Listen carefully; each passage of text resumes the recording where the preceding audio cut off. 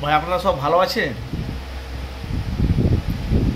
এসেছি আপনাদের কাছে গুরুত্বপূর্ণ আলোচনা নিয়ে নওশাদ সিদ্দিকীকে নিয়ে। তো ভাইজান, এই মুহূর্তে সবচেয়ে বড় খবর যে আইএসএফ দলটা বিরোধী দলের কাছে বারবার কেন হারছে, কারণটা, উদ্দেশ্যটা কি?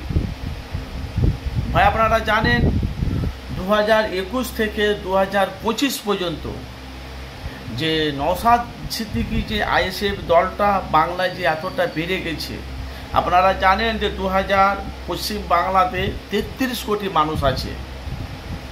তো মাত্র 5 বছরকার রাজনীতি ময়দানে এসেছে, তার নাম হলো নওশাদ সিদ্দিকী, ওদের দলের নাম হলো আইএসএফ দল। তো নওশাদ সিদ্দিকী বিরোধী দলের কাছে বারবার হারছেটা কেন, কারণটা কি?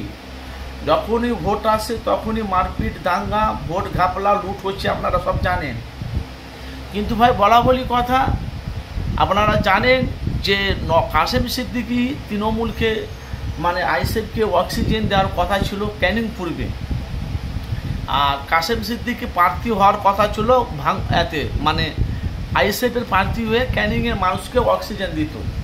আইএসএফ তরফ থেকে কোনো ঘোষণা এলো না।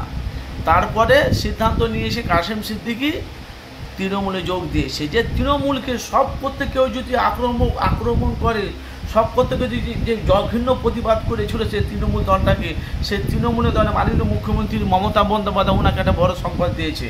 তো এই যে 2000 লোকসভা নির্বাচনে ভোটে আইএসএফ হেরে গেল, নওশাদ সিদ্দিকী 17টা প্রার্থী দিয়েছিলেন লোকসভা নির্বাচনে ভোটে। আবার 2026-এ বামফ্রন্ট, সিপিএম, কংগ্রেসের সাথে নওশাদ সিদ্দিকী জোট করবে।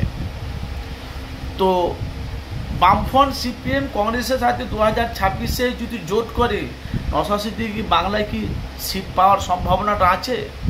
আমার কাছে একটাই কথা আপনাদের কাছে, বারবার বিরোধী দলের কাছে নওশাদ সিদ্দিকী আইএসএফ দলটা হারছে কেন? নওশাদ সিদ্দিকীর সাথে কি বেইমানি গাদ্দারি করছে? না নওশাদ সিদ্দিকীর সাথে যারা উঠা বসা করেছে নওশাদকে তারা সাপোর্ট করে না?